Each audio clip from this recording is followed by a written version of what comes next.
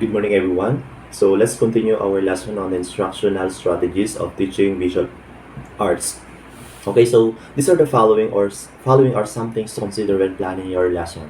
So we have here three columns, and of course, this will help you also to have to your strategies on teaching your students soon in elementary. Okay, relate the lesson. Okay, we have here three columns: examples, samples, and activities. Okay. Relate the lesson or technique to their own experiences, interests, and prior knowledge. It's like just like what I have said.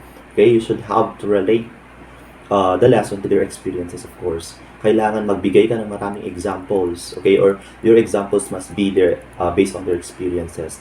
So examples are Q&A. Start with a question that arouses their curiosity. Inquire and probe. Ask them what they already know. Okay? Magtanong-tanong ka sa kanila kung ano yung nalalaman na nila about doon sa lesson mo. Okay? That's the basic naman. Ginagawa naman natin yan as teachers, right? So, sample of goals and activity. Ano yung mga, for example, ito yung mga objectives mo. Magpa-landscape painting ka or composition ka. Okay, who among you have lived in these provinces? Tatanungin mo yun. And what can you see? Can you describe the life in your grandma's barrio? Okay? From those questions, they will going to imagine, they will going to visualize those things na question. They will going to visualize those questions. So, of course, kapag tinanong mo sa kanila yon, or yung who among you have lived in the provinces, okay, they will going to raise their hands. And of course, what can you see that will going to, yan na, mag-start na yung kanilang imagination. And they will going to describe until, yan na,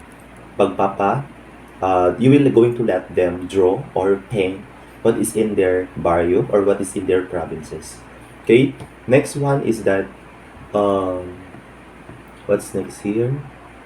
Okay, next is note that children have limited experiences. Okay, so it is best if you relate abstract concepts to something that is tangible or they have experience. So, class, our students have limited knowledge or experiences. So, we should have to expound our strategies to have those alternative strategies, alternative materials na maaari natin gamitin for our teaching para na rin mas mapadali natin yung pagturo natin. Examples is use relevant videos or icons or topics. Gumagamit tayo ng videos sometimes for us to elaborate and for us to mas ma-demonstrate parang mabuti yung ating mga lessons natin. Just like for example, find a story cartoon character toy that is similar or relevant to the featured artist. For example, if you are that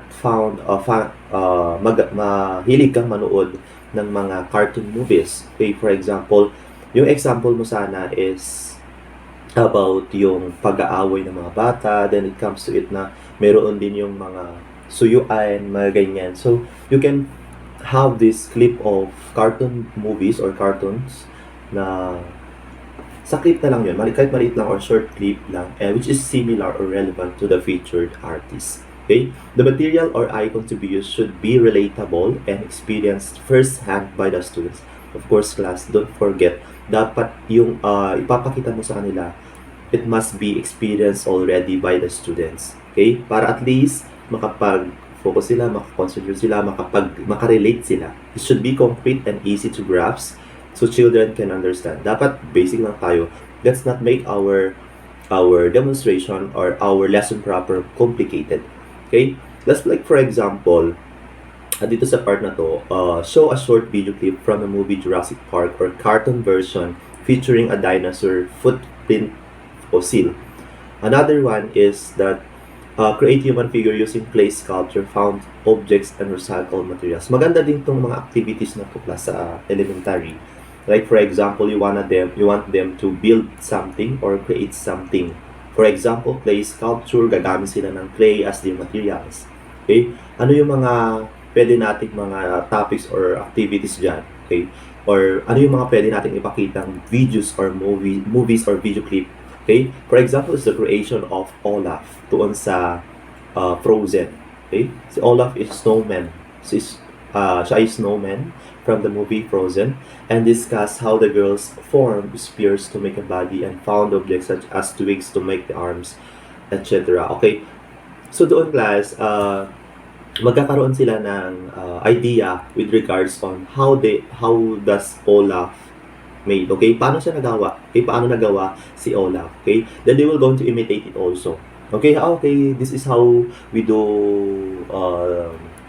replica of Olaf. Okay? Pwede silang gumawa ng sarili nilang version ng Olaf using their clay. Okay? Mga ganong activity class. Okay, next, we have also here, give students an opportunity to choose and express themselves. Okay? Try show and tell. We try to have this show and tell. Example, the show and tell. Let them talk about themselves. This is a good practice or communication, listening, and encouraging respect. Sa ating klase, we used to have this this activity, like our teachers will ask to draw. We will ask us students to draw something, then we will going to tell it in front. We will going to explain it with in front of our classmates or in front of the class. So, for example, these are the objectives. If you can say that students will going to explain in front what they have drawn, or students will going to elaborate in front kung ano yung nasa painting nila. Okay? Like for example, who has a pet? These are the questions. What is your favorite animal? Can you tell us why it is your favorite? Who was a happy and sad, memorable experience with an animal? They will going to draw that one. For example, if they have a dog, and this dog is very important to them, or it means a lot to them, then they will going to draw this one. And of course, in their drawing, there is a explanation kung bakit po na i-drawing. Okay? Another is that try to find at least one aspect of the activity where they can choose and exercise freedom, even if it is a teacher-directed activity. Acknowledge their experiences and thoughts. We all know, class, that in elementary or sa elementary level, most of the teachers or most of the time, there's a teacher or teacher-directed activity talaga. Hindi siya student-directed activity. Because here, there's a lot of things na kailangan pang i-process ng mga bata. Okay? For example, is exercise choice gives student an opportunity to choose and develop their own styles. Like for example, nagbigay ka sa kanila na activity na gagawin. Then, let's say, binigay mo na sa kanila, magdo-drawing sila, magpe-paint sila. Okay? Hindi pa natatapos dyan. Pwede kang magsabi sa kanila or magdagdag na, okay, you can add something kapag tapos nyo na yan. Kung meron pa kayong idagdag, it's okay. Okay? Mga ganung bagay ba? Okay? Examples are choosing colors to use and adding, remove, or element, thinking of a theme. Pwede silang magdagdag ng mga colors or yung mga palamuti pa, kung ano pa yung pwede nilang idagdag to make them satisfied with their painting. Okay? For example, is drawing Philippine houses. Let them choose the reference photos to be copied. Okay? Pwede siyang gabi or umaga, colored or monochrome with background or none. So it can also be a place where they can have been or a house of their grandparents. So, for example, nagpa-drawing ka lang sa kanila ng bahay nila or can you please draw your house? Then, hindi lang yung bahay. Okay? Since sinabi ng teacher na pwede kayo magdagdag. So, they can put the grandma's house or they can put the dog house or ano pa yung mga meron sa kanilang bahay. Okay, to make them satisfied with their paintings. We have also here freestyle activities. Ask the students what is the first thing that comes to their mind about a certain topic or issue. For example, is that ang topic mo is all about politics or sa votings. Okay, this must be tawag nito, napakamurang edad pa nila para malaman yung about sa politics, right? So you just want them to imagine kung ano ba yung nangyayari, ano yung meron, kung ano yung nalalaman nila about politics already, or not to be, parang hindi maging complicated din, pwede din na pwede silang kung ano yung nangyayari sa barangay nila. Okay? Pwedeng tanungin mo sa kanila ano yung mga nangyayari sa barangay nila, then they will also have this kind of sharing. Okay? Magbibigay sila ng kanilang judgment, or maybe they can also have this giving of or sharing of what is happening in their community. Okay? Produce original design to skill screen, printing to convey a message or statement. What comes to your mind when you think about natural disaster in the Philippines? So, pwede din na pagtanong ka sa kanila, ano yung mga natural disasters na meron tayo sa Pilipinas? Okay? So, they can say earthquake, they can say storm, they can say what else? Drought, and there are a lot of natural disasters in the Philippines, okay? Or storm surge, or how can you say, or how can you help? Okay? How can you help? Paano ka nakakatulong? So these are the easiest or simple questions that you can ask to students. Think of an object or a symbol that you can relate it with. So let them think, and of course, give them the freedom to show and tell kung ano yung mga naiisip nila. Okay? Next, explore multiple intelligences and approaches introducing your lesson. Okay, dapat alam nyo yung tinatawag na individual differences class. Okay? And of course, kapag ka individual differences, we should have to modify our strategies. Dapat alam mo kung ano yung mga possible strategies na may bibigay mo. Like for example, hindi lang naman kasi isa yung subject na tinuturo mo because general yung tinuturo ng mga elementary. So you can have integration of song and dance sa subject mo. Okay, sa English, pwede natin integrate ang song and dance. Sa mathematics, pwede din. So there's a lot of possible strategies na pwede natin ibigay sa mga estudyante natin. Start your lesson with music and movement. Okay? Most of the teachers, especially the vloggers na teachers ngayon, ini-integrate na nila yung lesson nila. Ginagawa nilang pwedeng music and pwedeng nagiging dance na rin para at least naman mas easy na intindihin or they think na mas easy sa mga estudyante nila na maintindihan yung kanilang mga tinuturo. Okay?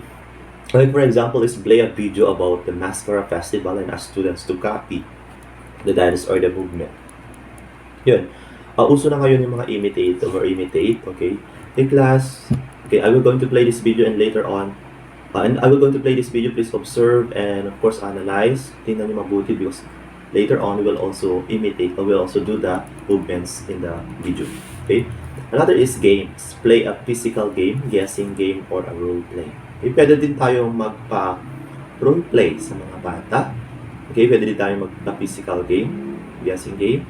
Okay, guess the name of the famous companies based on their logo or role play or sing their famous commercial. So, these are important things na kailangan nyo malaman class. So, last na, mayroon pang last. Aside from discussing the art module lesson from their English, Math, Science class, can also be used in Springhead to relate their activity to the lesson. Of course, yan, general yung subject na tinuturo mo. So, after ma-discuss mo na yung mga major subjects, then pwede mo rin siyang i-relate sa subject mo ng art. Kaya naman tayo mga teachers, nagre-relate tayo or nire-relate natin yung mga subjects natin sa other subjects din natin. That is subject integration. Okay? Integration to other subjects. Storytelling with a story or poem from a book or collaborate with other subject teachers to discuss their lesson. In English, history, math, and science. And of course, for the objective, gagamit sila ng map sa Pilipinas, discuss geography, and places as introduction to the culture of the Mangyan. So, okay, so those are all the things that you need to consider in your planning your lessons. Sana, okay, you have learned in this session. Of course, let's not forget your activity for today. Okay, you just have to your activity for today class, you just have to send the answer. Okay? You just have to comment your answer on the comment section of our YouTube channel. Okay? In your own words, explain how the following can help students get engaged and do their best in art creation. You may write your own thoughts or how to motivate students as well. Okay? How to engage students in art creation. Okay, dito yung mga relate the lesson or technique to their own experiences, interests, and prior knowledge. Okay, give students an opportunity to choose and express themselves. Explore multiple intelligences and approaches introducing your lesson. Okay, and of course, your own example. Gagawa rin kayo na example ninyo. Okay, so if you agree or disagree, you have to explain your answer. Okay? Bali, meron kayong sagot dyan na 1, 2, 3, 4. So, 4 yung sagot nyo dapat na i-comment nyo sa ating comment section. So, happy learning everyone. And of course, I hope that most of you will going to watch, or all of you, I should say, will going to watch this lesson because this is very helpful. This will also serve as your reviewer para sa nalalapit na yung final examinations. So, thank you very much. I hope that you enjoyed watching this video, and I hope that you learned from this video, and see you again on Friday. But of course, para hindi ko makalimutan, if you're not subscribed yet in our YouTube channel, just please subscribe, and of course, click the notification bell para at least kapag meron pa tayong mga discussions like ganito, then agad-agad ka ma-notify. So thank you very much, and God bless to everyone.